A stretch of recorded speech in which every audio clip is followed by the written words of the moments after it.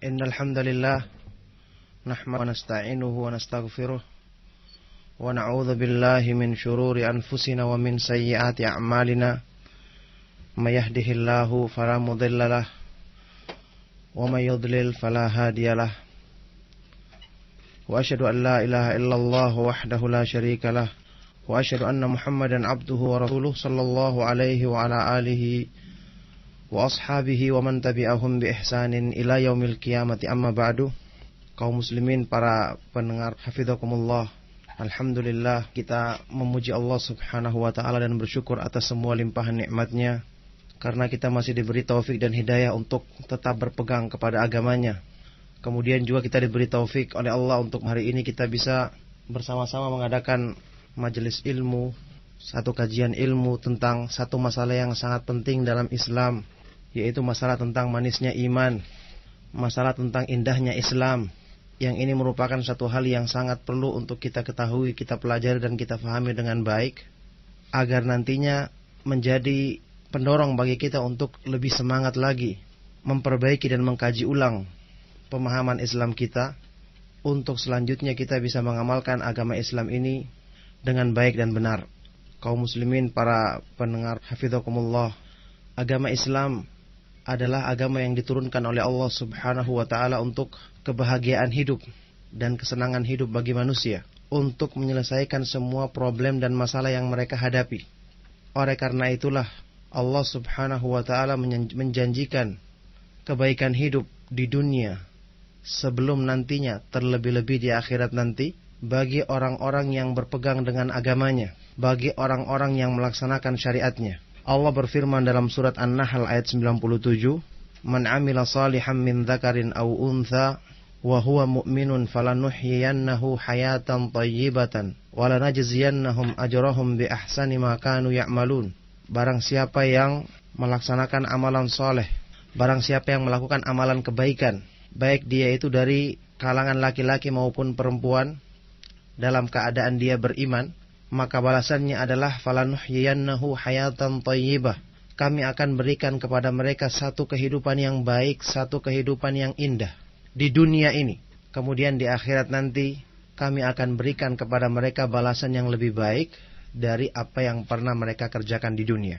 Ini ayat di antara sekian banyak ayat-ayat dalam Al-Quran yang menunjukkan kepada kita bahwa balasan kebaikan itu diterima oleh orang-orang yang taat kepada Allah, yang bertakwa kepada Allah di dua tempat, di dunia, kemudian terlebih-lebih lagi nanti lebih sempurna di akhirat. Oleh karena itu, anggapan orang yang menyangka, bersangka buruk bahwa orang yang taat kepada Allah, berpegang kepada agamanya akan menderita hidupnya di dunia, ini adalah satu anggapan yang sangat keliru. Bahkan pada anggapan ini terdapat sangka buruk kepada Allah subhanahu wa ta'ala. Tidak mungkin Allah akan menjadikan kekasihnya di dunia ini menderita. Tidak mungkin Allah subhanahu wa ta'ala akan menjadikan orang-orang yang berpegang kepada agamanya, orang-orang yang berusaha untuk mencari keridhaannya, kemudian mengalami kesusahan dan kesulitan hidup di dunia ini. Bahkan lebih lanjut, kalau kita memperhatikan ayat-ayat Al-Quran maupun hadis Rasulullah sallallahu alaihi wasallam yang menggambarkan ajaran atau yang mensifati, menggambarkan ajaran agama Islam ini, syariat Islam ini, kita akan dapati semua disifati dan digambarkan dengan sifat-sifat yang indah, sifat-sifat yang menunjukkan keindahan, kenikmatan, dan sifat-sifat yang sekali lagi menggambarkan sesuatu yang menunjukkan bahwa memang agama Islam ini diturunkan untuk kebahagiaan dan kesenangan hidup bagi orang-orang yang berpegang dengan syariatnya. Misalnya, dengan keterangan yang ringkas saja, Al-Quran, dalam banyak ayat-ayat dalam Al-Quran, Al-Quran sendiri misalnya disifati sebagai Al-Huda, petunjuk, sebagai Asy-Syifa, obat, sebagai Busyra, kabar gembira. Demikian pula Rasulullah sallallahu alaihi wasallam disifati sebagai rahmatan lil alamin, rahmat bagi alam semesta. Semua lafaz-lafaz ini, gambaran-gambaran ini menunjukkan kepada, sama sekali tidak ada yang menunjukkan atau tidak ada yang memberikan kesan bahwasanya Islam itu susah atau Islam itu berat. Justru sebaliknya, kesan-kesan ini Allah tiadakan dalam syariatnya, dalam banyak ayat-ayat Al-Quran. Misalnya Allah berfirman, yuridullahu bikumul yusra wa la yuridu bikumul usra. Allah menghendaki kebaikan Allah menghendaki kemudahan bagimu dan Dia tidak menghendaki kesulitan bagimu. Juga dalam ayat yang lain Allah berfirman, ma ja'ala 'alaikum fid dini min haraj. Allah tidak menjadikan bagimu dalam agama ini sesuatu yang bersifat susah atau berat. Ini ayat-ayat Al-Quran demikian menggambarkan tentang ajaran Islam. Lebih jelas lagi, hadis-hadis yang sahih dari Rasulullah sallallahu alaihi wasallam menggambarkan ajaran Islam dengan lafaz-lafaz yang menunjukkan kenikmatan dan kemanisan bagi orang yang memiliki dan merasakannya. Misalnya dalam hadis yang sahih riwayat Imam Bukhari dan Muslim, Rasulullah sallallahu alaihi wasallam menggambarkan iman yang sempurna dalam sabda beliau, "Thalathun man kunna fihi wajada bihinna halawatal iman." Ada 3 perkara atau 3 sifat. Barang siapa memiliki sifat ini, dia akan merasakan manisnya iman. Jadi perhatikan, iman yang sempurna digambarkan sebagai sesuatu yang manis. Kita semua tahu apa artinya manis. Kita semua mengerti apa artinya manis, ya ini sesuatu yang nikmat, sesuatu yang sama sekali tidak menunjukkan berat bagi orang yang mengamalkannya. Demikian pula dalam hadis yang lainnya riwayat Imam Muslim, misalnya Rasulullah sallallahu alaihi wasallam pernah bersabda, "Dzaqa ta'mal iman man radiya billahi rabban wa bil islami dinan wa bi Muhammadin sallallahu alaihi wasallam nabiyya." Akan merasakan kelezatan iman orang yang ridha Allah sebagai Rabbnya, Islam sebagai agamanya, dan Nabi Muhammad sallallahu alaihi wasallam sebagai Nabi dan Rasulnya. Juga di sini iman yang sempurna digambarkan sebagai sesuatu yang memiliki ta'am, yakni kelezatan, kenikmatan bagi orang yang merasakannya. Bahkan lebih daripada itu, Rasulullah sallallahu alaihi wasallam pernah mensifati salah satu ajaran Islam atau salah satu syariat Islam yang berat dilaksanakan oleh orang-orang munafik, yaitu salat, sebagai sesuatu yang menjadi sumber kesenangan dan ketenangan hidup bagi beliau, bagi diri Rasulullah sallallahu alaihi wasallam, sebagaimana sabda beliau dalam hadis yang sahih riwayat Imam Abu Dawud dan yang lainnya. Beliau mengatakan, "Waju'ilat qurratu aini fis shalah."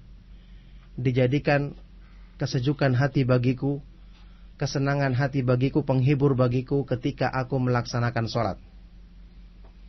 Nah, ini sekali lagi gambaran dari ayat-ayat Al-Quran dan hadis-hadis Rasulullah sallallahu alaihi wasallam yang memberikan satu kesimpulan kepada kita bahwa benar-benar memang ajaran Islam ini semata-mata diturunkan untuk kebahagiaan hidup, kesenangan hidup yang hakiki bagi orang-orang yang mengamalkannya, orang-orang yang benar-benar berusaha untuk memahami dan mengamalkannya dengan sebaik-baiknya.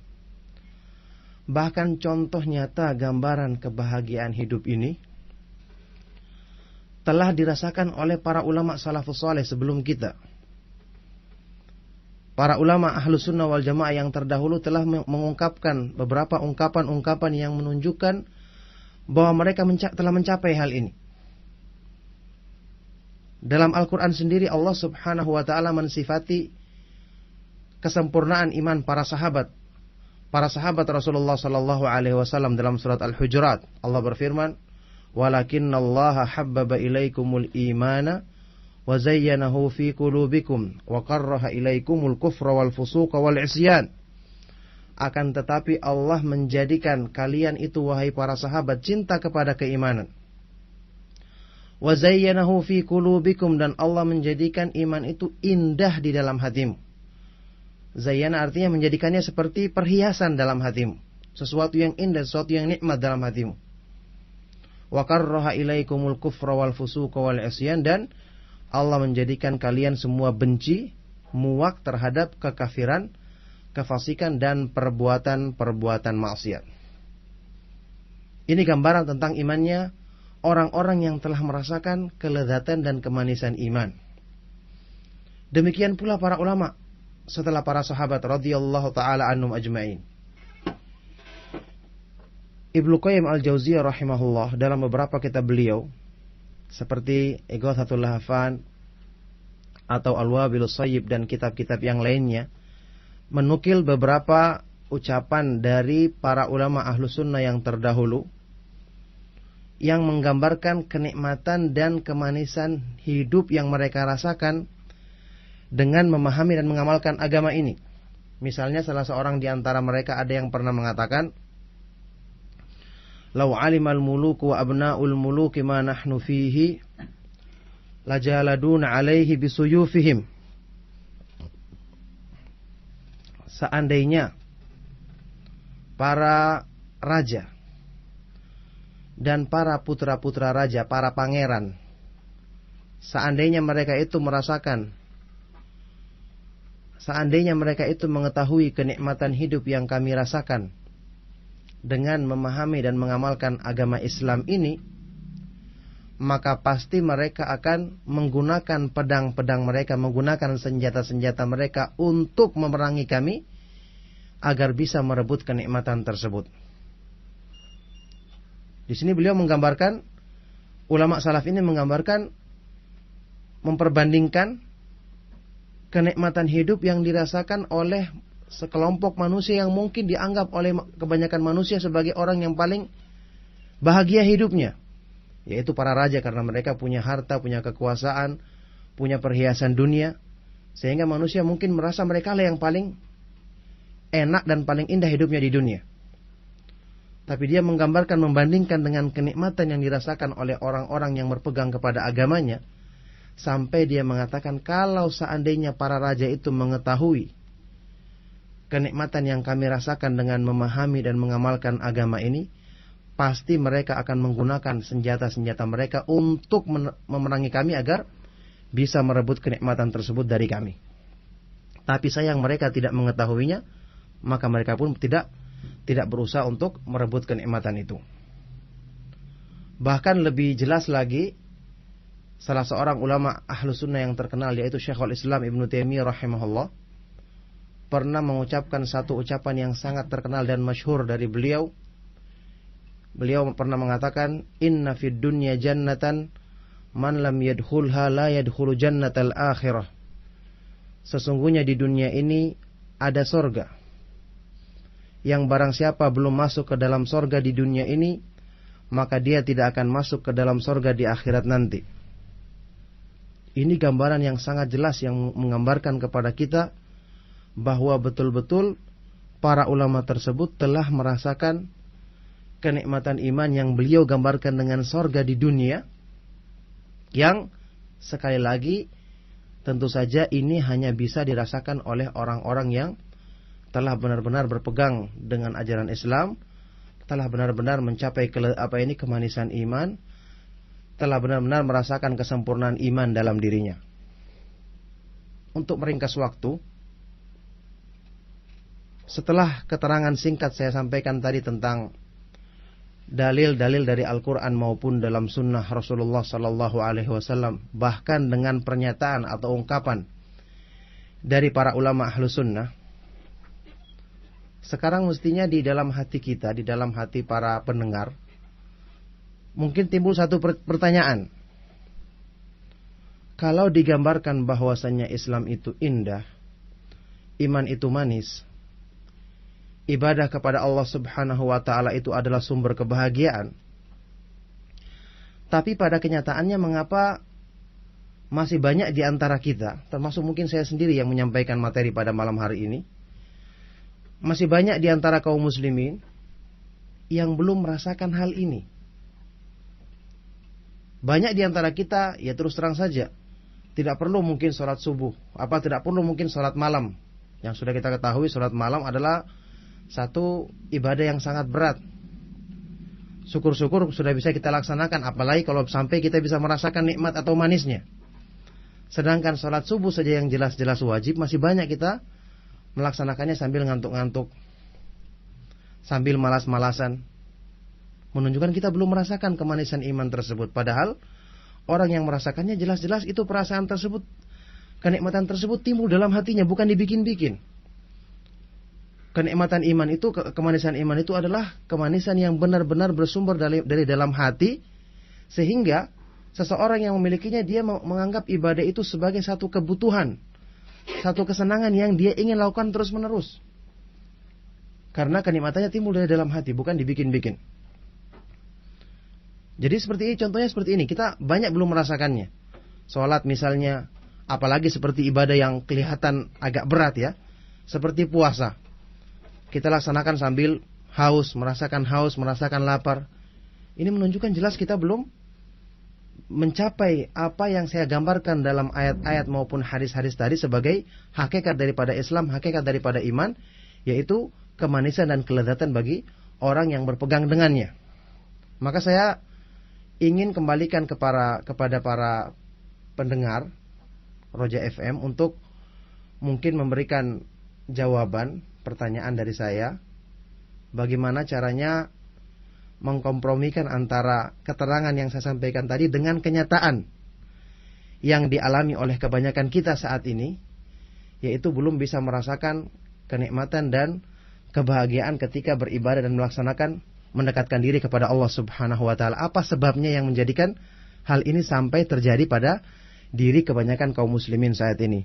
Mungkin saya persilakan, dan mudah-mudahan nanti ada hadiahnya bagi yang bisa menjawab dengan benar.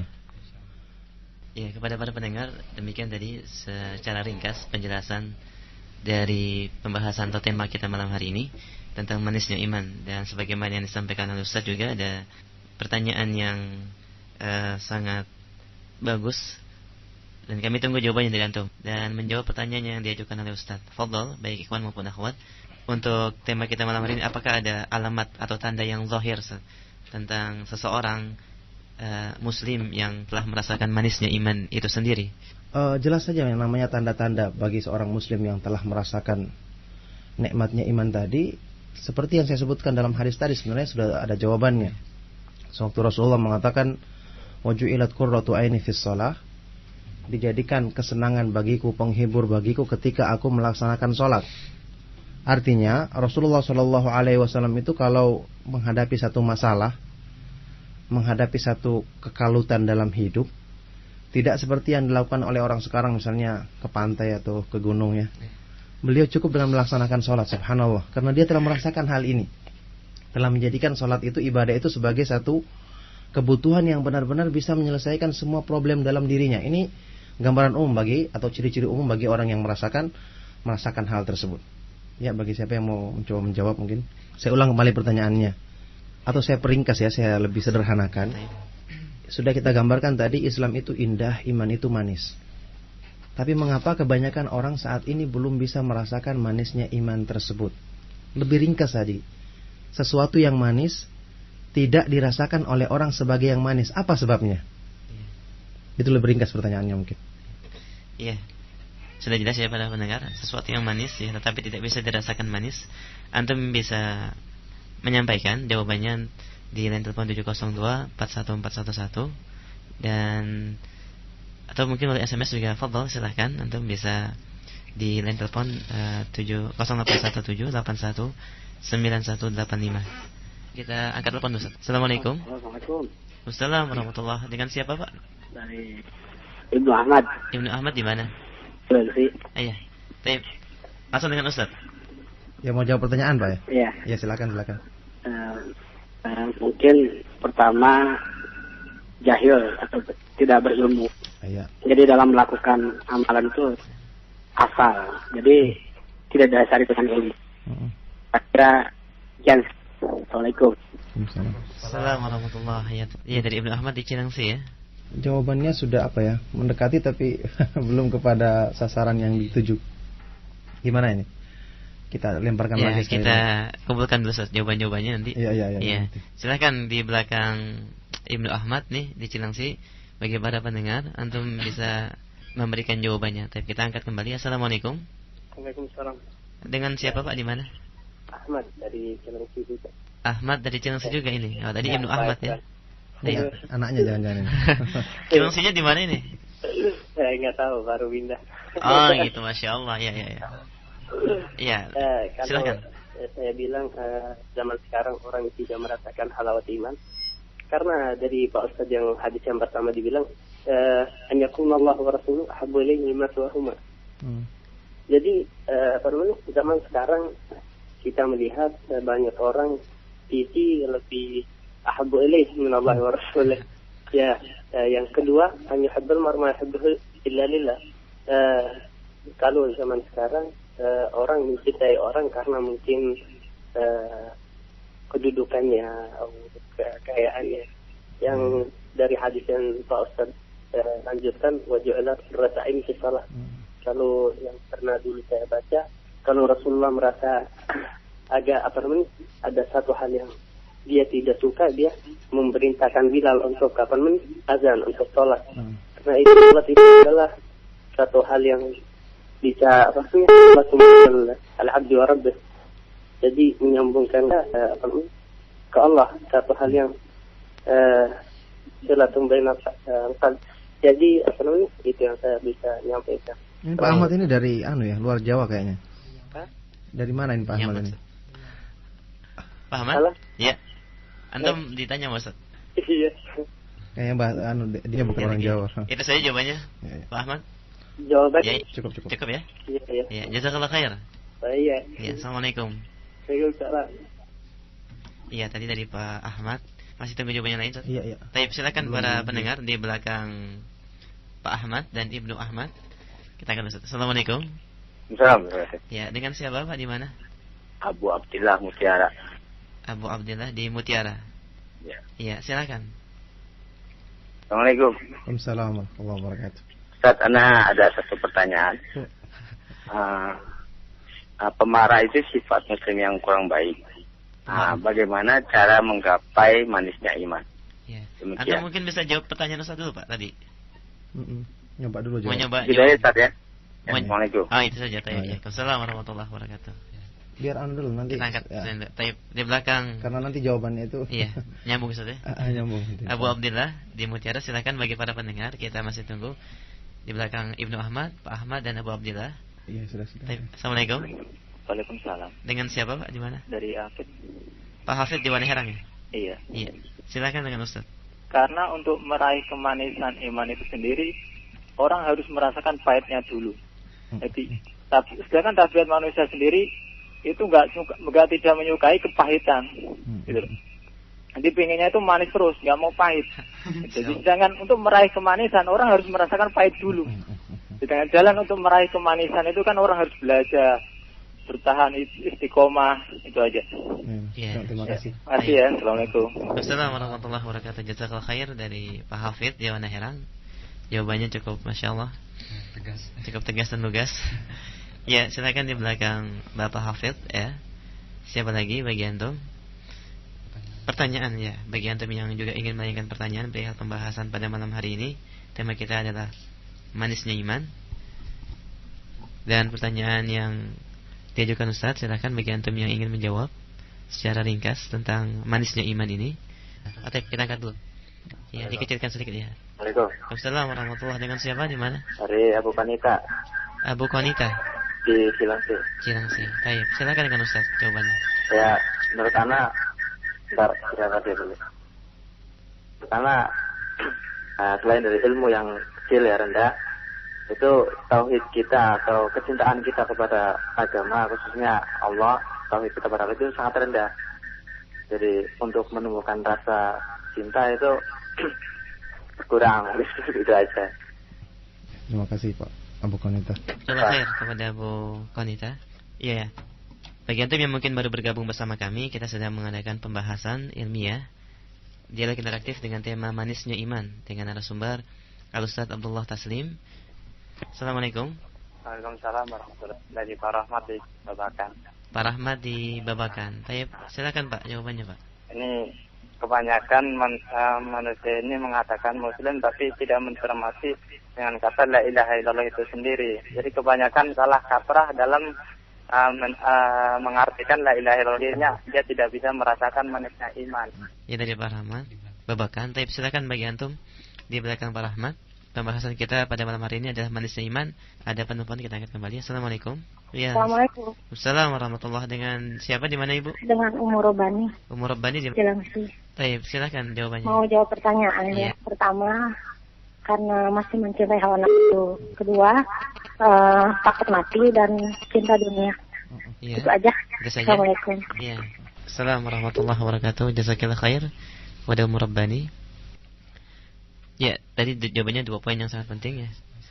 Tep, ada SMS kita angkat dulu Tep. Assalamualaikum. Waalaikumsalam. Pak Ustadz. Iya, dengan siapa, di mana? Dari Siti di Cilengsi. Iya. Mau jawab atau mau bertanya? Iya, mau jawab Baik, silakan. pertanyaan Ustadz. Pertama, bid'ah yang dilakukan zaman sekarang atau oleh orang sekarang ya, karena jauh dari ajaran Rasulullah SAW. Yang keduanya, mencintai dunia dan hawa nafsu lebih dari Allah dan Rasulnya. Itu aja Pak Ustadz. Terima kasih. Assalamualaikum. Waalaikumsalam. Jazakallahu khair ya kepada Ukhti Titi di Cilengsi. Baik, ada jawaban melalui SMS ya Ustaz. Itu karena kita masih merasa kewajiban bukan suatu kebutuhan kepada Allah Subhanahu wa taala. Ya, jazakallahu khair ini kepada pendengar ya yang menyampaikan melalui SMS, dan kita akan kembali dari telepon. Assalamualaikum. Halo, assalamualaikum. Ya, di mana Pak? Dari mana? Dari Rawangki, Bambang. Silakan Pak Bambang, jawabannya. Saya pendek aja. Mungkin masih dangkalnya dalam keilmuan Islam, terutama ilmu yang sahihah. Terima kasih. Iya. Assalamualaikum warahmatullahi wabarakatuh. Assalamualaikum warahmatullahi wabarakatuh. Kelihatannya Jazakallahu khair. apa ya? Jadi jawabannya ya dekat-dekat tapi tidak sampai kepada kesimpulan. Maksudnya saya ingin jawabannya ringkas sebenarnya, nggak perlu terlalu susah. Jawabannya mudah sekali. Saya katakan tadi sesuatu yang manis. Tapi sebagian orang tidak merasakannya sebagai manis. Apa sebabnya? Iya. Kan mudah sekali. Satu kata mungkin sudah terjawab itu. Baik. Ya, kepada para pendengar silahkan bagi antum yang ingin menjawab secara ringkas saja ya jawabannya tentang kenapa seorang tidak merasakan sesuatu itu manis padahal pada hakikatnya itu adalah hal yang manis. Ya. Dan bagi antum mungkin yang baru bergabung bersama kami, kita sedang mengadakan kajian ilmiah dialog interaktif ya bersama Al-Ustadz Abdullah Taslim, seorang mahasiswa S2 jurusan Fakultas Hadis Universitas Islam Madinah Munawwarah. Dan pertanyaan untuk antum para pendengar tentang tema kita adalah manisnya iman. Antum bisa menjawab melalui telepon. Kita angkat kembali. Assalamualaikum. Waalaikumsalam. Ya, agak jauh Pak atau dikecilkan dari radionya? Halo. Iya, dikecilkan sedikit Karena aja. orang tidak mau bersyukur. Ya. Dari siapa Pak? Sebentar, dari mana? Dari Pak Sukoco Angkatan Laut. Oh, Pak Sukoco, ya. Apa Pak jawabannya? Itu Tidak ya. mau bersyukur. Pak Sukoco di yang sana, Ustaz. Masya Allah. Tidak mau bersyukur. Iya, terima kasih Pak Sukoco atas Jawabannya Taib. Silahkan di belakang Pak Sukoco dan Pak Bambang, antum bisa memberikan jawabannya secara ringkas saja ya, dengan lugas pertanyaannya. Taib. Kita akan kembali Ustaz. Assalamualaikum. Waalaikumsalam. Dari mana, dengan siapa? Dari Mumikdat di Bekasi. Mumikdat, Bekasinya di mana Ibu? Jati Asih. Oh, Jati Asih ya. Silakan, Mi.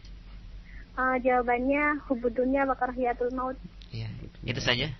Iya. Ya, jazakallahu khair. Assalamualaikum. Assalamualaikum warahmatullahi wabarakatuh. Iya, ada jawaban kembali dari SMS, yaitu jawabannya adalah Al-Quran dan As-Sunnah. Jauhnya mereka dari Al-Quran dan As-Sunnah. Tapi kita angkat kembali. Assalamualaikum. Ini mau menjawab pertanyaan itu dari Abu Lutfi. Bu Lutfi di Bekasi ya? Yang sana. Oh, yang sana. Ya, Taib. Apa Pak jawabannya? Silakan. Ini jawabannya mungkin karena di dalam hati kita masih ada penyakit. Karena barang siapa yang hatinya baik, maka segala urusannya atau pekerjaannya menjadi baik, dan sebaliknya. Baik, terima kasih. Assalamualaikum. Assalamualaikum warahmatullahi wabarakatuh. Iya, ada yang mengirimkan pertanyaan jawaban melalui SMS, yaitu Karena rasanya sudah mati, Ustaz. Rasa untuk merasakan manis itu, ya, indera perasanya sudah mati. Abu Lutfi yang benar jawabannya. Jazakallahu khair. Abu Lutfi ya. Baik. Sudah, Ustaz? Iya, sudah. Iya. Alhamdulillah ya pada pendengar, cukup kita sudah. Atau kita akan Ustaz. Baik. Assalamualaikum. Assalamualaikum. Ya, dengan siapa? Di mana? Siapa Ibu? Cibarem ya, silakan. Bisa menjawab. Yang manisnya iman itu ya? Iya, tentang manisnya iman. Yang katanya kenapa enggak itu ya? Tidak merasakan rasanya manisnya. Tidak merasakan iya. Jawabannya kalau menurut saya manusia itu kurang ikhlas dengan mengadakan Tuhannya itu Allah, dan Rasulullah itu adalah utusan Allah gitu. Jadi mereka kurang mengikhlaskan dan kurang bersyukur kepada Allah. Iya. Cukup itu saja? Iya. Jazakallahu khair ya. Assalamualaikum warahmatullahi wabarakatuh. Dan pendengar JFM, alhamdulillah kita telah dapatkan satu jawaban yang merupakan inti dari pertanyaan ini. Dan follow Ustaz Abu Lutfin saja. Iya, Abu Lutfin. Antum di Ciang sana ya, jawabannya tadi karena apa? Ada penyakit dalam hatinya ya. Jadi itu jawaban yang saya inginkan. Jadi semua jawaban tadi sudah berkisar kepada permasalahan tauhid, kemudian hubud dunia dan seterusnya. Tidak mengamalkan ilmu, kemudian masih mengikuti hawa nafsu. Itu semua sebabnya karena satu, yaitu karena masih ada penyakit dalam hati. Jadi sesuatu yang manis kita ketahui tidak dirasakan oleh sebagian orang. Apa sebabnya? Karena ada penyakit dalam dirinya. Sebagai contoh misalnya, kalau kita gambarkan makanan ya, makanan apa yang paling enak di sini? Apa yang paling enak? Siapa yang biasa makan ini? Liwet. Sate kambing ya. Atau apa saja yang paling enak? Kalau dihadapkan makanan ini pada orang yang sedang kondisinya normal kan enak ya, dihabiskan, kemudian pengen tambah lagi begitu ya. Tapi coba dihadapkan pada orang yang sedang sakit, misalnya sariawan, atau kurang enak badan, atau minimal flu atau yang lainnya, mesti akan berkurang rasanya kan? Atau mungkin dia enggak ingin makan makanan tersebut. Padahal hakikatnya makanan tersebut nikmat harusnya. Kalau orang yang normal, yang kondisinya prima, makan ya menghadapinya dengan menyikapinya sebagai sesuatu yang nikmat. Tapi karena ada organ tubuhnya yang tidak beres, berarti dia kemudian tidak bisa merasakan makanan tersebut sebagai sesuatu yang nikmat. Dan dalam kondisi seperti ini jelas yang salah adalah yang disalahkan adalah orangnya, bukan makanannya. Demikian pula hati manusia ketika menerima ajaran Islam ini dalam kondisi dia masih ada penyakit, tidak normal, tidak berfungsi sebagaimana mestinya, hatinya masih sakit, maka jelas dia tidak bisa merasakan sesuatu yang nikmat itu, dalam hal ini iman, ibadah kepada Allah, Islam, sebagai sesuatu yang nikmat, sesuatu yang mendatangkan kebahagiaan hidup baginya, sebagaimana yang sudah diterangkan tadi dalam dalil Al-Quran maupun sunnah Rasulullah SAW serta ucapan para ulama salafus saleh. Ya, baik. Dan tadi ada pertanyaan tadi yang berkaitan tentang pertanyaan dari apa nih Ikhwan Abu Abdullah ya. Kita akan dulu saja. Ya, silakan. Assalamualaikum. Ya, dengan siapa? Assalamualaikum warahmatullahi. Di mana dengan siapa, Pak? Rawengki Bambang nih. Iya. Mau nambahin nih dikit barangkali ada benarnya gitu ya. Iya, silakan. Kalau hati yang sehat itu sebenarnya berdasarkan ilmu yang sahihah gitu. Kalau menurut saya, hati tidak akan sehat kalau ilmunya yang batil. Terima kasih. Assalamualaikum.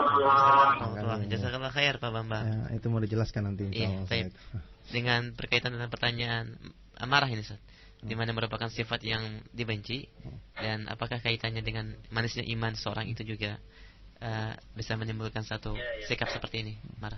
Jadi sebelum saya jadi sudah kita ketahui kan hati yang sehat atau hati yang baik itu merupakan sumber kebaikan pada diri manusia, karena kita ingat semua kan hadis Rasulullah SAW dalam riwayat Bukhari dan Muslim yang sahih, sewaktu beliau bersabda, ala wa inna fil jasadi mudghatan idza salahat salahal jasadu kullu wa idza fasadat fasadal jasadu kullu ala wa hiyal qalbu. Ketahuilah bahwasanya dalam diri manusia ada segumpal daging yang kalau dia itu baik maka akan baik semua anggota tubuhnya, dan kalau dia itu buruk maka akan buruk semua anggota tubuhnya, yaitu hati manusia, kata Rasulullah SAW. Jadi hati yang merupakan sumber, memang yang menyembuhkan penyakit hati nanti itu adalah ilmu. Dan nanti saya akan bahas pembahasan masalah ini. Tapi yang menjadi inti tempatnya seorang itu merasakan manisnya iman, lezatnya beribadah adalah hatinya. Sekarang untuk menjawab pertanyaan tadi, sebelumnya saya ingin lengkapi dulu keterangannya ya. Juga pertanyaan dari antum tadi tentang kiat-kiat untuk menggapai manisnya iman ya. Setelah kita mengetahui bahwasanya kendala utamanya terletak pada hati, maka mestinya berarti cara untuk memperbaiki atau menggapai manisnya iman tadi adalah yang harus kita lakukan pertama kali adalah dengan mengobati penyakit hati. Mengobati penyakit dari hati. Tadi salah seorang dari pendengar tadi ada yang mengisyaratkan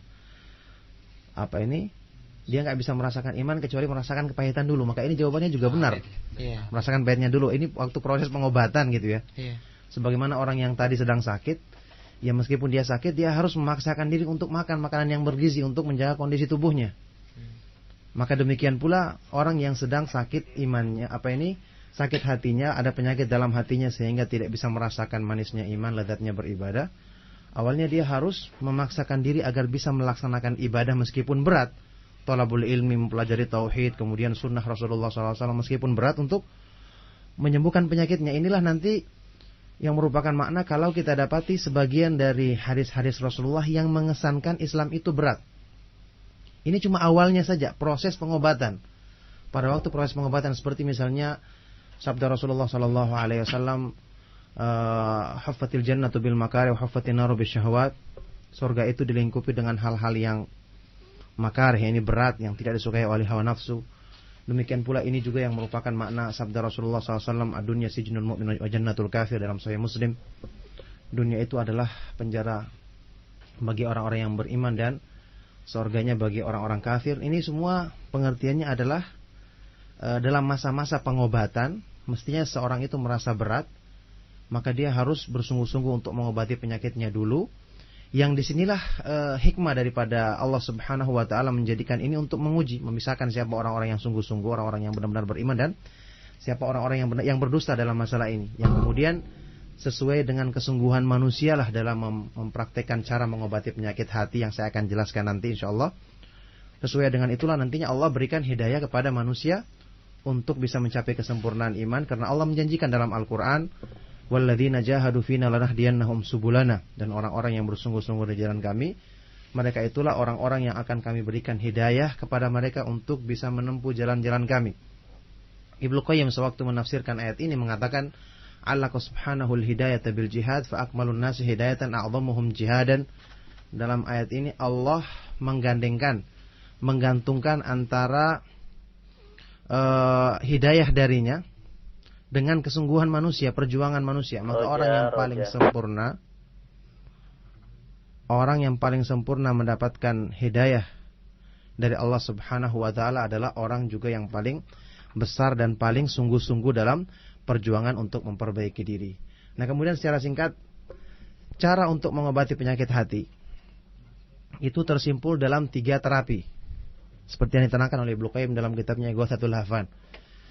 Yang ketiga terapi inilah yang kata beliau mengatakan 3 terapi inilah yang diterapkan oleh para dokter ketika mengobati penyakit badan manusia. Jadi nanti yang pendengar yang dokter ya bisa didengar, dan insya Allah tidak bertentangan ya. 3 macam terapi ini ya mestinya diterapkan bersamaan ya, 3-tiganya kita bisa dengarkan baik-baik. Saya sebutkan. Yang pertama yang diistilahkan oleh Ibnu Qayyim dengan hifdzul quwwah, menjaga kekuatan atau menjaga kondisi. Artinya jika ada seorang yang sakit, bagaimanapun kan sakit, misalnya sakit badan ya, bagaimanapun sakitnya dia kan masih ada kondisi atau kekuatan yang tersisa dalam dirinya.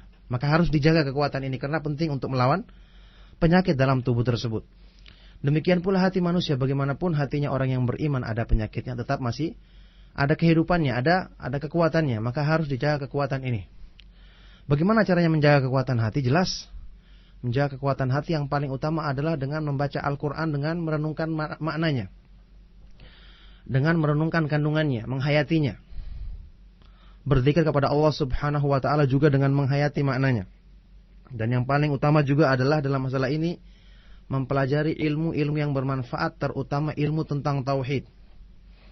tentang kalimat la ilaha illallah, apa maknanya, kemudian konsekuensinya, syarat-syaratnya, rukun-rukunnya, apa-apa yang bisa membatalkannya, mengetahui kesyirikan dengan berbagai jenisnya untuk kemudian dijauhi.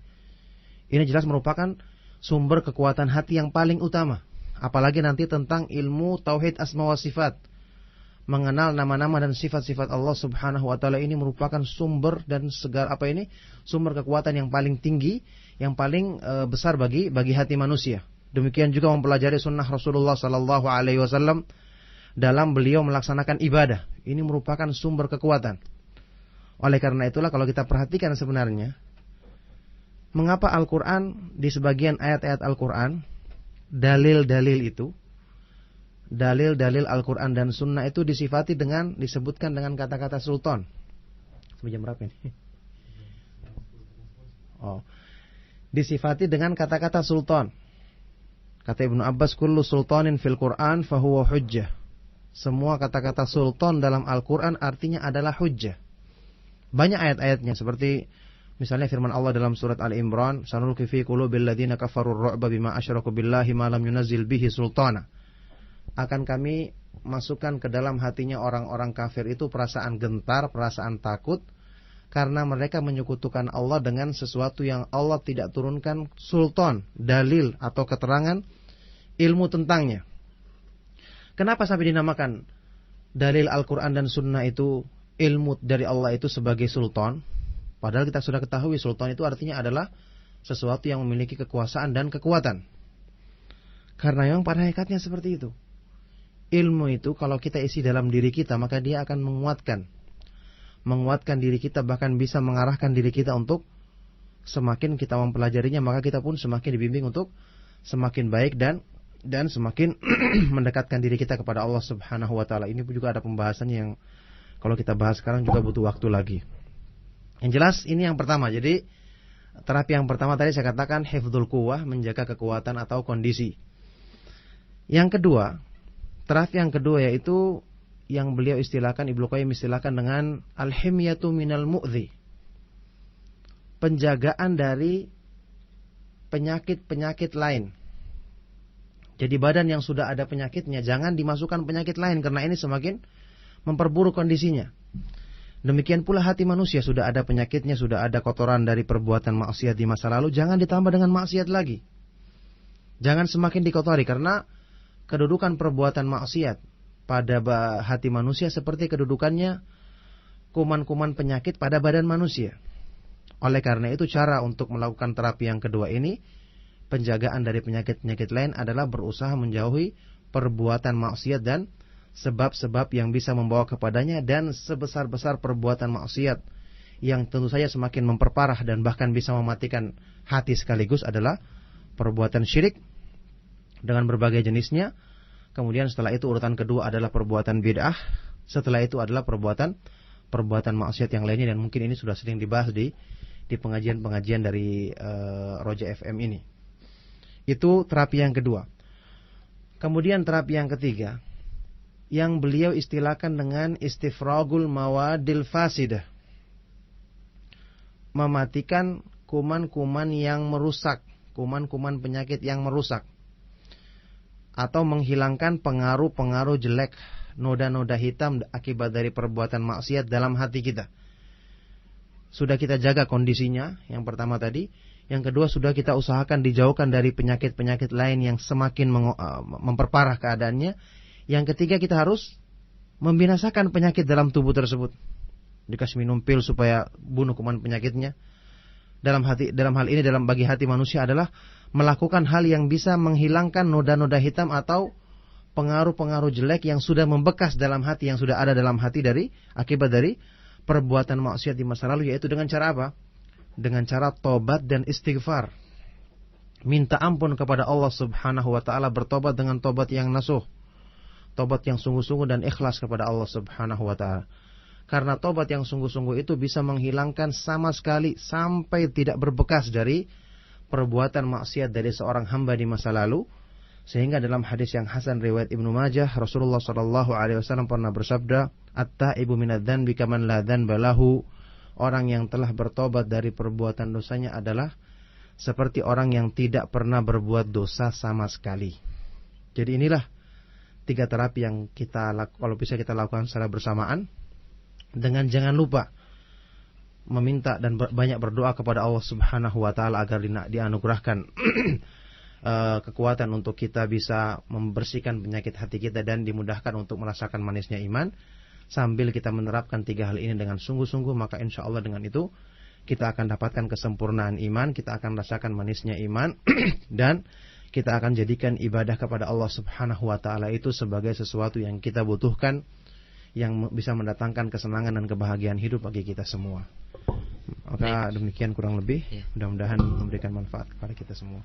Mungkin antum yang baru bergabung bersama kami, pembahasan kita, dialog kita pada malam hari ini adalah pembahasan dengan tema manisnya iman. Ya, dengan narasumber Ustaz Abdullah Taslim. Dengan siapa, di mana? Dengan ikhwan. Di mana? Dengan ikhwan di Thailand. Silakan, akhi ikhwan. Ini Ustaz. Assalamualaikum Ustaz. Waalaikumsalam. Saya mau nanya, ini kan pembahasannya masalah kayak apa? Masalah iman ya Ustaz ya. Iya, benar. Kita kan ingin mencintai Allah dan Rasulnya. Nah, bagaimana caranya untuk mencintai Allah dan Rasulnya, sedang kita Rasul sendiri kita nggak pernah lihat gitu, nggak tahu, nggak lihat, paling kita lihat di hadis-hadis saja gitu. Nah, gimana caranya untuk mencintai Allah dan Rasulnya gitu? Seperti kita kan mencintai wanita, umpama kita kan melihat wanita atau gimana kita langsung cinta gitu, suka. Nah, sedang kalau kita mencintai Allah, kita tidak bisa melihat Allah atau Rasul gitu. Gimana caranya Ustaz? Ya, gitu aja. Assalamualaikum. Assalamualaikum warahmatullahi wabarakatuh. Ustaz. Ya, pertanyaannya sangat menarik sekali ya. Bagaimana cara kita bisa mencintai Allah dan Rasulnya padahal kita tidak melihatnya? Kalau Allah Subhanahu wa taala kan gaib, tidak hadir, tidak bisa dilihat di hadapan kita dengan mata kepala kita. Demikian pula Rasulullah SAW telah berlalu masa beliau Sallallahu Alaihi Wasallam. Maka yang pertama, mencintai Allah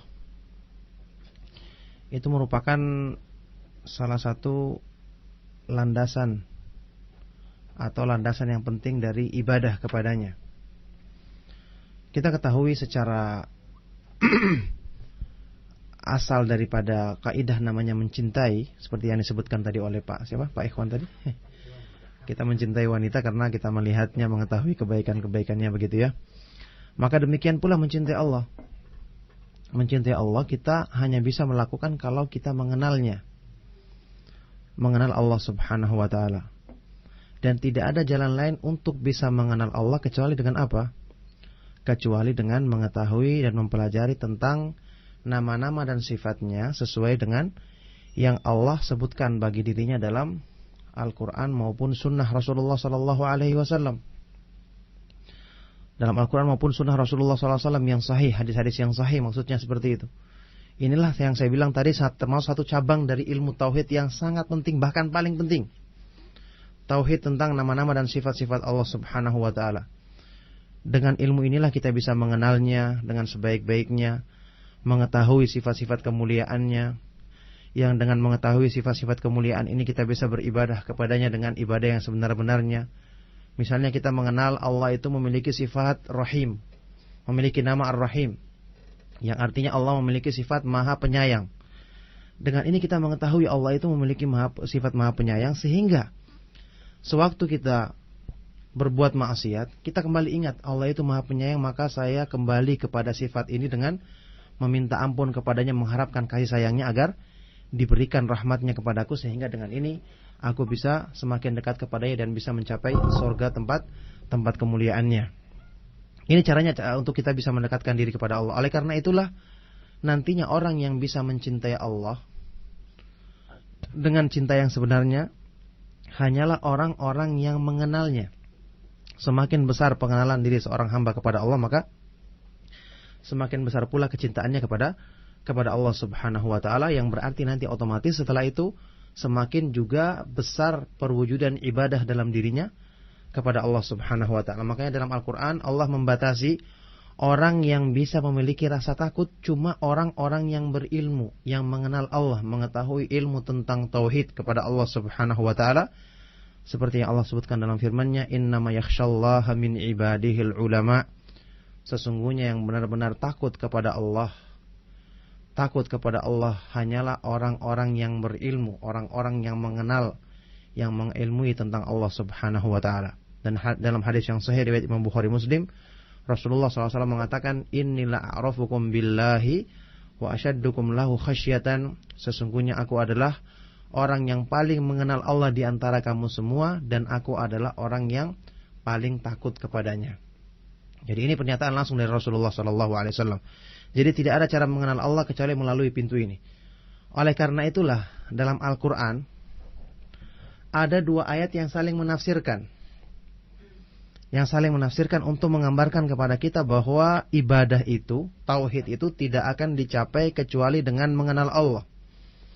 Ibadah kepada Allah dengan sebenarnya tidak akan dicapai kecuali dengan mengenal Allah, karena ibadah itu landasannya adalah cinta. Di antara landasan yang terbesarnya adalah cinta.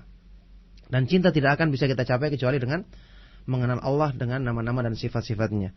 Ayat yang pertama yaitu yang kita kenal semua, firman Allah Subhanahu wa taala, "Wa ma khalaqtul jinna wal insa illa liya'budun." Tidaklah aku menciptakan jin dan manusia kecuali hanya agar mereka itu beribadah kepadaku semata-mata. Ini jelas tujuan diciptakannya alam semesta jin dan manusia adalah untuk beribadah kepada Allah, mentauhidkan Allah dalam beribadah. Ayat ini saling menafsirkan dengan ayat lain dalam Al-Quran yang terdapat di akhir surat At-Tahrim.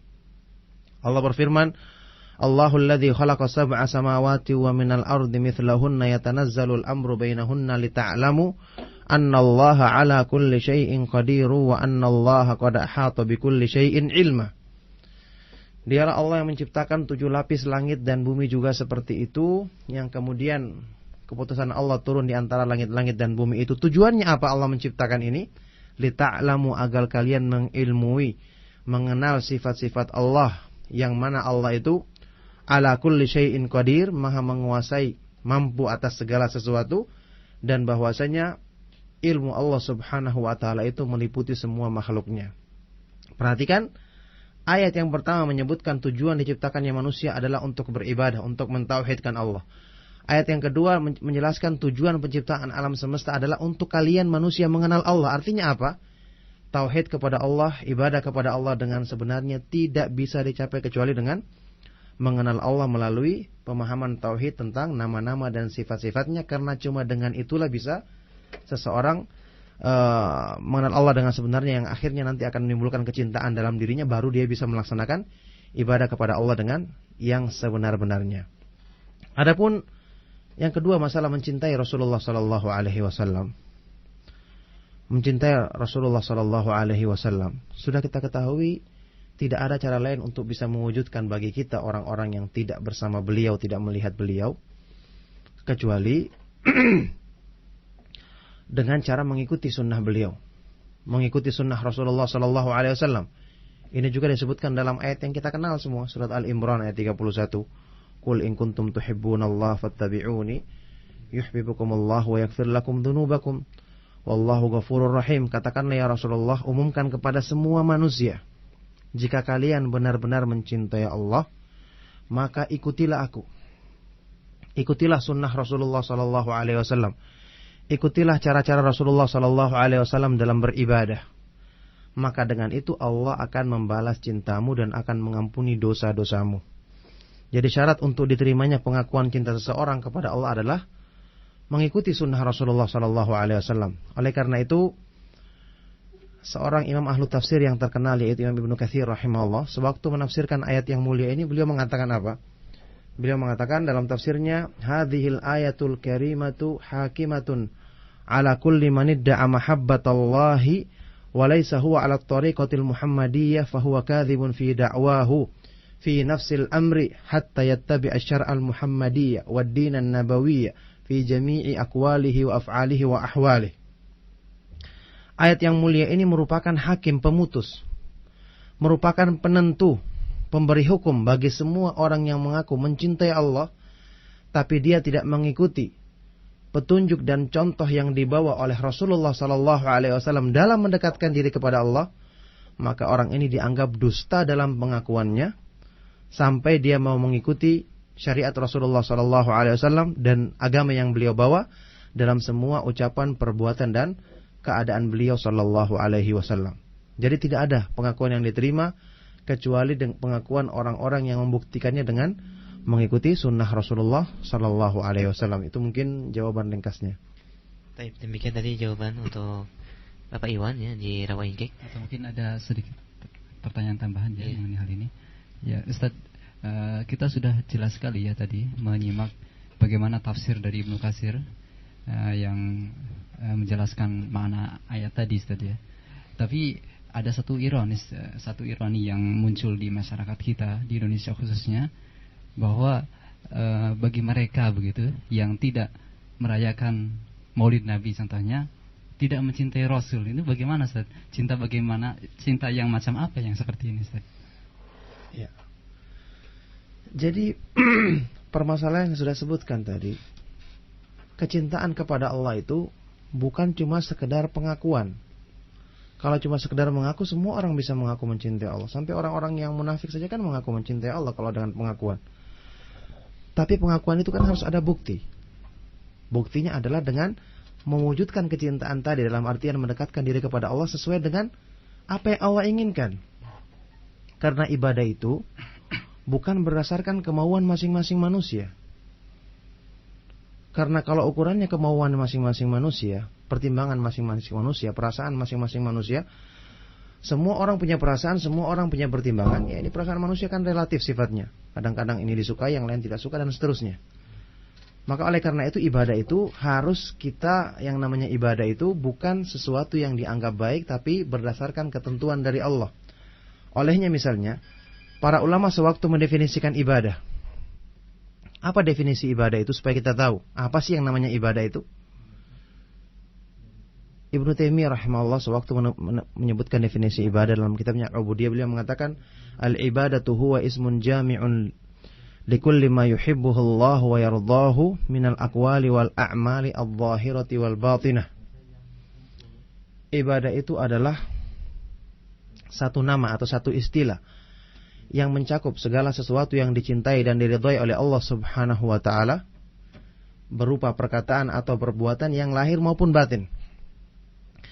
Dari pengertian atau definisi ini kita dapati ibadah itu ternyata ada satu kriteria khusus padanya, yaitu yuhibbuhullahu wa yardahu, dicintai dan diridhai oleh Allah. Jadi yang menentukan atau yang menjadi ukuran adalah kecintaan Allah dan keridhaannya, bukan kecintaan manusia, perasaan manusia, kemauan manusia. Karena sekali lagi perasaan dan kemauan manusia adalah bersifat relatif, masing-masing orang punya pertimbangan sendiri-sendiri. Nah, di antara bukti yang menunjukkan ini, misalnya satu perbuatan yang kelihatannya baik oleh manusia, ternyata tidak sesuai dengan ridha Allah dan dimurkai oleh Rasulullah SAW, adalah hadis yang diriwayatkan oleh Imam Bukhari dan Muslim dari Anas bin Malik radhiyallahu taala anhu. Kisah tentang 3 orang sahabat yang datang ke rumah Rasulullah SAW untuk bertanya kepada istri beliau bagaimana ibadahnya Rasulullah waktu di rumah. Ketika telah dijelaskan kepada mereka ibadahnya Rasulullah itu mulai dari sholatnya, beliau sholatnya sholat malam tapi juga diselingi dengan tidur, tidak sholat semalam suntuk. Dalam puasa sunnah juga beliau kadang-kadang berpuasa, kadang-kadang tidak. Demikian pula dalam bergaul dengan istri beliau juga sebagaimana manusia normal yang lainnya. Ketika mendengar penjelasan ini, ketika sahabat ini dikatakan ka'annahum taqalluha, seolah-olah mereka merasa ibadahnya sedikit. Sehingga salah seorang dari mereka mulai mengatakan, amma ana fa'akumul laila wala arkudu abadan. Adapun saya mulai saat ini saya akan sholat semalam suntuk setiap malam dan tidak mau tidur selamanya. Yang kedua mengatakan wa amma ana fa'asumu dahra fala uftiru abadan. Saya akan berpuasa sepanjang masa dan tidak mau berbuka selamanya. Tidak mau selang-seling, pokoknya setiap hari puasa. Yang ketiga mengatakan wa amma ana fa'atazilun nisaa fala atazawwaju abadan. Adapun saya akan menjauhi wanita dan tidak mau menikah selama-lamanya. Kemudian ketika Rasulullah SAW mendengarkan ucapan ketiga orang sahabat ini, dipanggil semua. Dan beliau mengatakan, antumul ladzina qultum kadza wa kadza. Kalian tadi yang mengucapkan ucapan ini dan ucapan itu. Ama wallahi inni la akhsyakum lillahi wa atqakum lahu. Demi Allah, aku ini adalah orang yang paling takut dan paling takwa kepada Allah dibandingkan kamu semua. Nah, ini satu hal yang penting ya. Orang yang paling tahu cara mengungkapkan rasa takut, rasa takwa kepada Allah adalah Rasulullah SAW. Walakini bersamaan dengan itu, usolli wa arkudu, saya juga salat malam tapi juga diselingi dengan tidur, tidak salat semalam suntuk. Wa asumu wa uftiru, saya juga berpuasa dan berbuka, tidak berpuasa tiap hari, selain puasa yang wajib tentu saja, ini puasa yang sunnah maksudnya. Wa atazawwajun nisa, dan saya pun menikah dengan wanita, bergaul dengan wanita sebagaimana manusia normal yang lainnya. Dan beliau mengakhiri hadis ini dengan satu ancaman yang sangat keras. Beliau bersabda, faman raghiba an sunnati falaysa minni, maka barang siapa yang tidak suka dengan cara-caraku dalam mendekatkan diri kepada Allah seperti ini, maka dia bukan termasuk golonganku, bukan termasuk umatku. Kita perhatikan hadis ini. Pertama, ketiga sahabat ini jelas mereka datang bertanya itu ikhlas niatnya untuk Allah, untuk ibadah kepada Allah, untuk menunjukkan rasa cinta mereka kepada Allah. Yang kedua, amalan-amalan yang akan mereka lakukan, kalau pertimbangannya akal dan perasaan manusia, kemauan manusia, semua orang mestinya mengatakan ini baik, bahkan luar biasa baiknya. Bayangkan ingin salat semalam suntuk, siapa yang mengingkari kebaikannya kalau pertimbangannya akal dan perasaan manusia? Bayangkan orang ingin berpuasa setiap hari, tidak ingin selang-seling, pokoknya setiap hari. Siapa yang mengingkari kebaikannya kalau pertimbangannya akal dan perasaan manusia? Orang yang ketiga ingin menjauhi wanita sama sekali supaya bisa konsentrasi ibadah. Juga ini dianggap mestinya baik kalau menurut akal dan perasaan manusia. Tapi kenapa Rasulullah SAW mengingkarinya dengan keras? Bahkan diancam di akhirnya, bukan termasuk golonganku. Ini kata para ulama termasuk ciri-cirinya perbuatan dosa besar kalau ada ancamannya seperti ini. Syukurnya mereka tidak melaksanakannya karena mereka adalah sahabat Rasulullah SAW yang begitu ditegur langsung bertobat begitu. Kita perhatikan, apakah Rasulullah kita katakan kurang menghargai niatnya orang niat baik malah dimarahi, atau kurang tidak suka melakukan amalan soleh, amalan yang baik? Tidak demikian. Rasulullah mengetahui bahwasanya meskipun niat mereka ini baik, ikhlas, dan meskipun kelihatan perbuatan yang mereka akan lakukan itu baik menurut pandangan manusia, tapi karena tidak sesuai dengan syariat Allah, tidak sesuai dengan kecintaan dan keridhaan Allah, kalau dilakukan tidak akan mendekatkan diri kepada Allah, tapi bahkan justru menjauhkan orang yang melakukannya dari Allah Subhanahu wa taala dengan sejauh-jauhnya. Demikian dalam hal inilah juga yang menjadi jawaban atas pertanyaan tentang maulid, yang maulid ini tidak disyariatkan dalam hadis Rasulullah SAW, tidak pernah dikerjakan oleh para sahabatnya, padahal mereka adalah orang yang paling semangat untuk mengerjakan Islam. Demikian pula tidak oleh para imam mazhab yang 4. Imam Syafi'i yang sering kita sebut-sebut. Buktikan, tunjukkan dalam kitab mana beliau menyebutkan adanya syariat maulid ini. Tidak ada sama sekali. Bahkan maulid ini sebenarnya kalau kita lihat sejarahnya, itu pertama kali dilakukan oleh sebuah kerajaan di Mesir. Ini Bani Ubaidiyin. Yang mereka ini adalah orang-orang batiniyah yang sebenarnya mereka itu tidak meyakini adanya syariat. Oleh karena itu dikafirkan oleh sebagian para ulama, dan pertama kali timbul di kalangan mereka ini jauh setelah generasinya para salafus saleh. Kalau nggak salah itu abad ke-5 atau ke-6 yang disebutkan oleh salah seorang salah seorang ahli sejarah Mesir yang namanya Al-Makrizi dalam kitab beliau judulnya Tarikh Misr. Dan beliau terangkan di situ alasan pertama kali mereka melakukannya adalah untuk menyaingi orang-orang Nasrani yang merayakan hari Natal. Jadi baru alasannya sudah kelihatan tasyabbuh, yakni menyerupai orang-orang Nasrani. Apalagi isinya untuk ikut-ikutan dan ingin merayakan perayaan seperti mereka. Padahal kata Rasulullah SAW sudah kita ketahui, man tasyabbaha biqaumin fahuwa minhum, barang siapa yang menyerupai satu kaum maka dia seperti golongannya mereka. Sekali lagi tidak ada syariatnya pelaksanaan acara ini, tidak dari Rasulullah SAW, juga tidak dari para sahabatnya dan para imam-imam ahlus sunnah yang terkenal. Demikian, wallahu a'lam bishawab. Baik. Pertanyaan selanjutnya ada dari pendengar yang mengirimkan pertanyaannya. Ustaz, kita dianjurkan benci dan cinta karena Allah Subhanahu wa taala. Bagaimanakah merealisasikan hal ini? Kita dianjurkan untuk benci dan cinta karena Allah Subhanahu wa taala, karena ini merupakan salah satu bukti dari keimanan seseorang. Kita membenci manusia karena Allah dan mencintai manusia karena Allah. Oleh karena itu nanti kecintaan kita kepada orang yang dekat, lebih dekat kepada Allah tentu saja lebih besar dibandingkan dengan kecintaan kita kepada orang yang mungkin kedudukan imannya agak kurang, pelaku maksiat misalnya. Oleh karena itu seorang muslim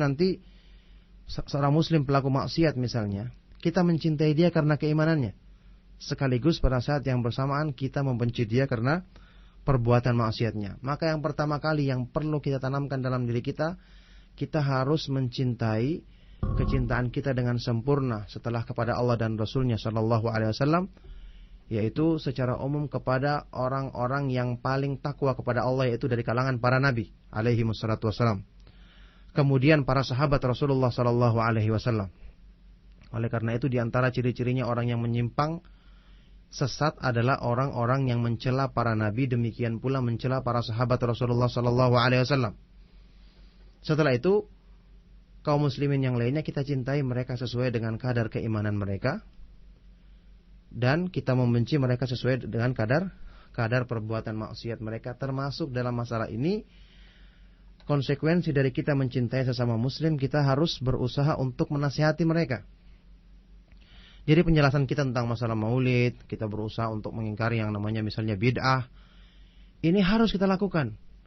Tidak sempurna kecintaan kita kalau kita membiarkan saudara-saudara kita itu dalam dosa, dalam perbuatan maksiat.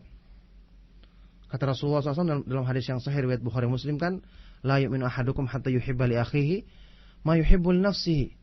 Tidak beriman salah seorang di antara kalian sampai dia mencintai saudaranya,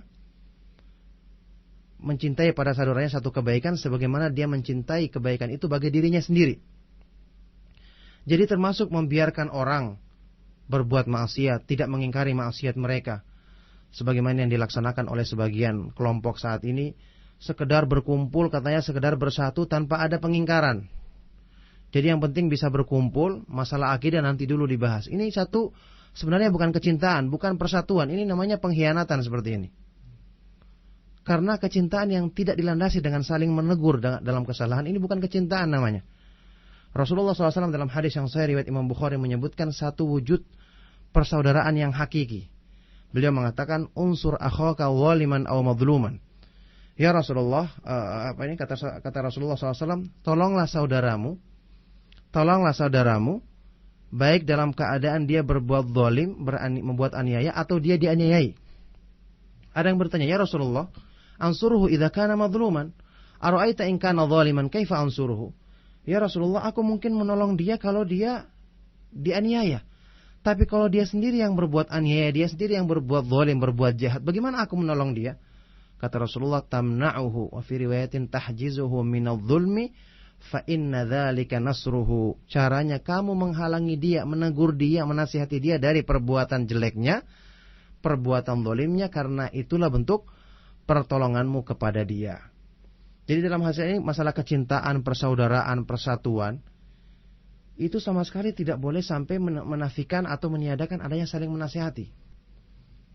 Tidak dibenarkan dalam Islam cuma sekedar mengumpulkan massa tapi tidak ada saling menasihati, tidak ada saling menegur. Ini tidak dibenarkan sama sekali. Ini jenisnya sama dengan persatuannya orang-orang Yahudi dan munafik di zamannya Rasulullah SAW, yang Allah sebutkan dalam Al-Quran, tahsabuhum jami'an wa qulubuhum syatta. Kamu menyangka mereka itu bersatu bersama, padahal hati mereka itu bercerai-berai sebenarnya. Kenapa? Persatuan dan berkumpulnya mereka tidak dilandasi dengan saling menasihati, memerintahkan kepada yang baik dan melarang daripada kemungkaran, tidak menegur dalam masalah penyimpangan dalam masalah tauhid, penyimpangan dalam perbuatan syirik, perbuatan bid'ah. Maka ini sama sekali tidak menunjukkan kecintaan, tapi justru menunjukkan pengkhianatan dan tidak merupakan satu persatuan yang disyariatkan dalam Islam. Baik, bagi para pendengar, kita masih memiliki waktu kurang lebih 10 menit. Bagi antum yang mungkin memiliki pertanyaan, silahkan kami tunggu di line telepon 702 41411 atau melalui SMS di 0817 819185. Ya, kita angkat kembali, Ustaz. Assalamualaikum. Waalaikumsalam. Dengan siapa Pak, di mana? Dari Komplek AL, Pak. Oh ya. Dikecilkan sedikit Pak radionya atau agak jauh. Ya, mau nanyakan masalah hadis. Bahkan sholat nipu saban itu kan semuanya munkar. Ya, betul. Tapi itu dia dikasih tahunya malah dia tak kasih buku masalah bid'ah aja dianggap sunnah, malah dianya ngamuk-ngamuk. Bagaimana tuh, Ustaz? Tolong penjelasannya. Itu saja Pak ya, jazakallah khair. Ya.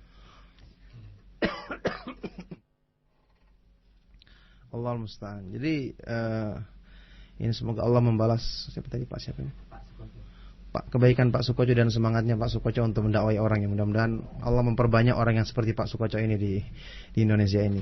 Semangat untuk memberikan menasihati saudaranya dalam berbuat kebaikan. Ya, yang bisa kita lakukan tentu saja berusaha, Pak. Cuma bisa berusaha.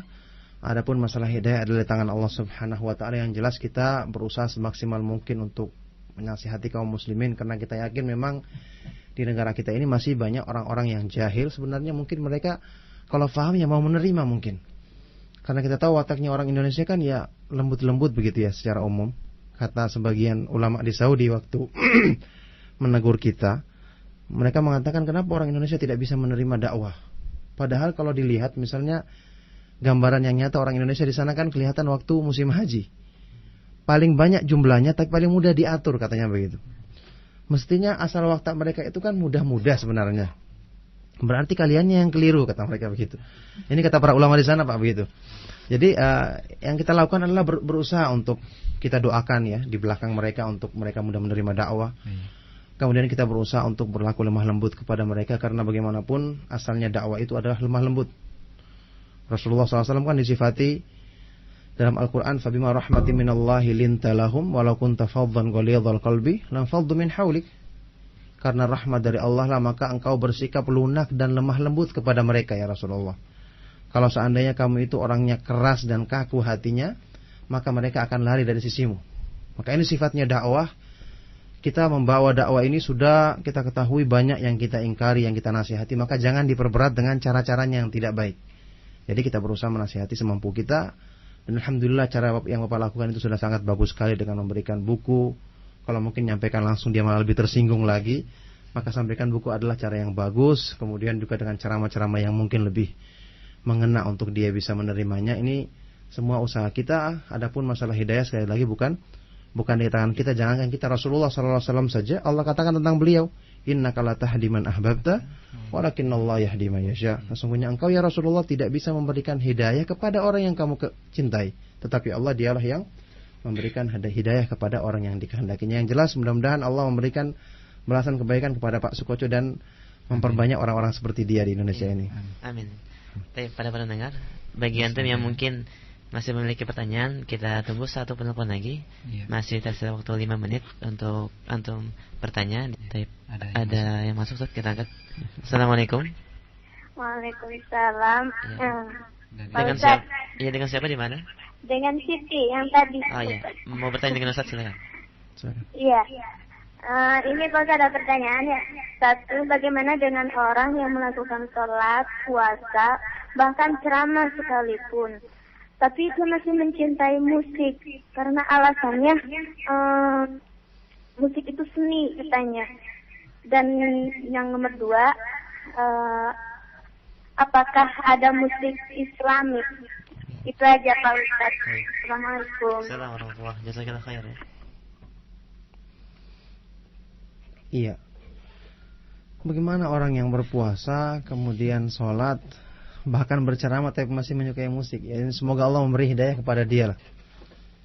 Bagaimana mungkin dia apalagi sampai mengatakan alasannya cuma musik itu seni. Ya, ini berarti semua yang seni itu baik nanti. Ya enggak bisa tuh ya. Kalau cuma alasannya seni ya nanti jadi seniwan katanya begitu ya. Jadi tidak bisa jadi alasan seni atau bukan seni, bukan. Sekarang lihat dalilnya. Kalau kita belum bisa melaksanakan, ya akui saja bahwa kita masih lemah, tapi jangan mengada-ngadakan dalil untuk menjadikan hal tersebut yang halal, yang haram dijadikan yang halal. Padahal masalah musik sudah jelas dan sudah juga sering diterangkan dalam Roja FM ini. Iya kan, hadisnya ma'ruf dalam Sahih Bukhari, bahwasanya Rasulullah SAW bersabda, la yakunanna fi ummati aqwamun yastahiluna al-hira wal harir wal khamra wal ma'azif. Sungguh-sungguh nanti akan datang di umatku orang-orang yang menghalalkan hira, yakni zina, wal iyadzubillah, sutrah, khamar, minuman keras, dan alat-alat musik. Ini jelas sekali hadis tersebut, meskipun dalam Sahih Bukhari hadis ini mu'allaq, tidak sanadnya tidak bersambung, akan tetapi dalam hadis dalam riwayat-riwayat lain dengan sanad yang sama seperti dalam Sunan Abi Daud dan yang lainnya disebutkan dengan sanad yang bersambung, dan Imam Bukhari sendiri meriwayatkan dengan bentuk yang pasti, dengan sigatul jazm, menunjukkan riwayat ini sahih, dan beliau memang tidak menyebutkan sanadnya karena ada pertimbangan tertentu yang merupakan syarat daripada kitab beliau, kitab Sahih Bukhari. Yang jelas hadis ini sahih dan diterima oleh para ulama, dan diterangkan sanadnya yang bersambung oleh Ibnu Hajar dalam kitab beliau sewaktu menjelaskan tentang masalah hadis ini. Jadi hadis ini sahih dan menunjukkan haramnya musik, dan sama sekali ini menunjukkan tidak adanya musik Islami. Orang yang mengadakan musik Islami itu adalah orang yang mengada-ngada karena dia mungkin sudah terlanjur cinta kepada musik, maka untuk menyalurkan hobinya dia membuat keterangan-keterangan yang dusta seperti itu. Tidak ada seorang ulama pun yang mengatakan seperti itu. Ulama yang ahlus sunnah yang terkenal tidak ada. Imam mazhab yang empat mengingkari dengan keras, bahkan disepakati oleh mereka, Imam Syafi'i, Imam Ahmad bin Hanbal, Imam Malik bin Anas, kemudian juga Imam Abu Hanifah, mereka sepakat mengatakan bahwasanya ini adalah hal yang sangat berbahaya dan sangat diharamkan dalam Islam. Bahkan Imam Syafi'i dalam sebuah perkataannya yang masyhur jiddan, yang sangat masyhur, beliau pernah mengatakan, khalaftul Baghdad wa fiha syai'un ahdatsathu zanadiqatu yusammunaha at-takbir yasudduna bihin nasa 'anil Qur'an. Ini dibawakan oleh Ibnu Qayyim dalam kitab beliau Ighatsatul Lahfan. Kata Imam Asy-Syafi'i rahimahullah, aku meninggalkan Baghdad pergi menuju ke Mesir dalam keadaan pada waktu itu di Baghdad ada sesuatu yang diada-adakan oleh orang-orang zindik.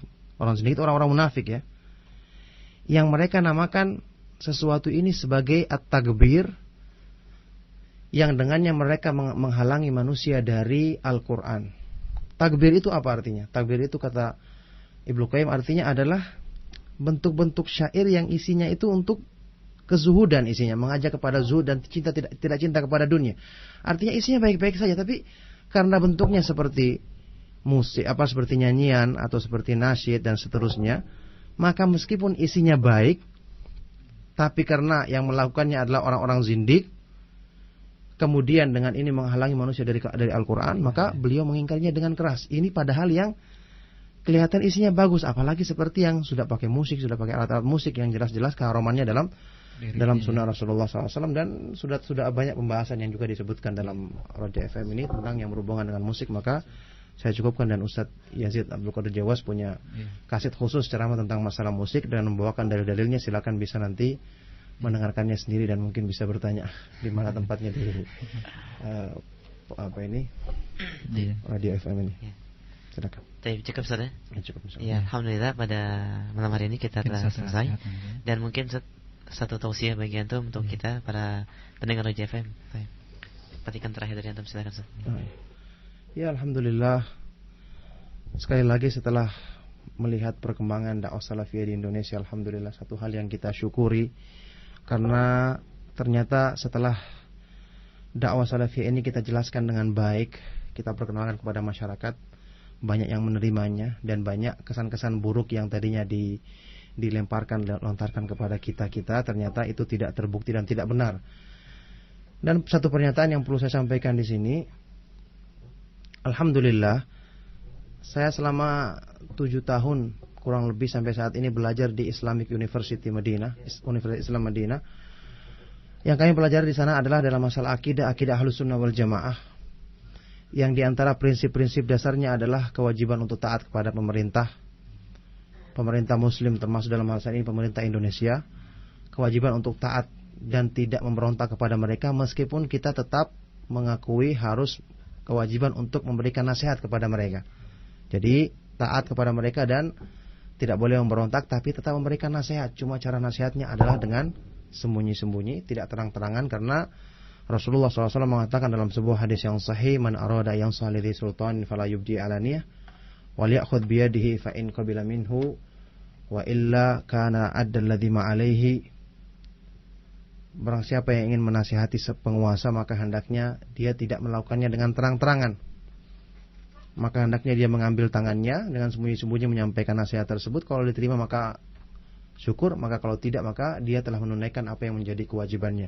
Maka cara-cara mengingkari yang dengan sistem kayak demonstrasi terang-terangan di depan mimbar ini sama sekali bukan contoh dari sunnah Rasulullah SAW. Demikianlah yang kami pelajari. Maka kalau ada kita mendapati seseorang yang katanya pernah belajar di Arab Saudi atau di Timur Tengah, dalam hal ini kerajaan Arab Saudi, dengan kemudian setelah pulang membawa pemahaman yang aneh yang menyimpang dalam Islam, kemudian mencela menghujat pemerintah dengan alasan-alasan apalagi mengkafirkan, maka ketahuilah sekali lagi ini tidak sama sekali tidak pernah diajarkan di sana.